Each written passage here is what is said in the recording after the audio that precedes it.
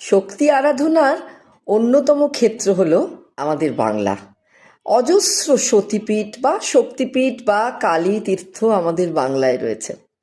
আর একটা জিনিস লক্ষ্য করে দেখবেন, সারা বছর ধরে আমাদের প্রতি মাসেই দুর্গা পুজো বা দেবী পুজোর মতো পৌষ মাসেও কিন্তু কালী পুজো বিচিত্র কিছু নয়। পৌষ মাসের অমাবস্যাকে বলা হয় আম্রবকুল অমাবস্যা। মানে শীতকালে, মানে কিছুদিন পর তো বসন্ত আসবে, তাই শীতেতেই নাকি প্রথম আম গাছে একটা আধটা বকুল বা মুকুল দেখা যায়, মানে খুবই ভ্রূণ অবস্থায়। আর এই আমের মুকুল বা বকুলকে কেন্দ্র করেই কিন্তু এই কালী সাধনা, সাধকের যেন আরাধনার একদম সূচনা লগ্ন সেটি, তাই মনে করা হয় শাস্ত্রে।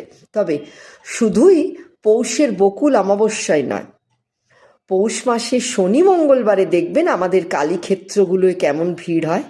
আর সেখানে কিন্তু মা কালীকে পুজো দেওয়ার ধুম মূলত শীতের অন্যতম আনাজ মূলো দিয়ে। লক্ষ্য করে দেখেছেন তো? তাই পৌষ কালীর আর এক নাম মূলকালী কিন্তু। তাই মা কালীও কোথায় যেন প্রকৃতির সঙ্গে, শস্যের সঙ্গে নিবিড়ভাবে যুক্ত হয়ে যান। তা সে আমের মুকুল দিয়ে পুজোই হোক বা মূল নিবেদন করেই দেওয়া হোক। পৌষে অমাবস্যায় আবার কুশ তোলা হয়। কুশ আমাদের হিন্দু ধর্মের সব পুজো আচ্ছায় কাজে লাগে, জানেন তো? তাই মা কালীকে প্রথম আমের মুকুল নিবেদন করাটাও হলো একটা প্রকৃতির পুজো কিন্তু। উড়িষ্যায় আবার এই আম্র বকুল অমাবস্যাকে বলা হয় বকুল লাগি। সেখানে জগন্নাথ দেবকে এই আমের মুকুল কিন্তু উৎসর্গ করা হয়।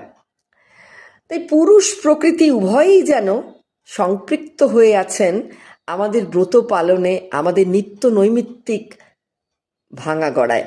প্রকৃতি স্বরূপিণী কালী বলুন বা দুর্গা বা পুরীর মা বিমলা আর পুরুষরূপী জগন্নাথ দেব, সবাইকেই যেন একই সঙ্গে স্মরণ মনন। তবে এত কালী পুজোর ভিড়ে পৌষ কালীর পুজো একাধারে আমাদের কৃষিপ্রধান দেশের শস্য পুজো, আবারও বলছি, আর মাটির নিচে জাত মূলো বা মাটির ওপরে আমের বকুল উৎসর্গ, সবটাই যেন মাটির প্রতি ধন্যবাদ জ্ঞাপন।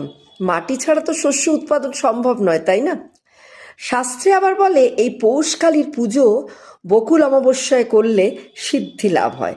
তবে মূলো পাওয়া গেলেও শীতে আমের মুকুল না পাওয়া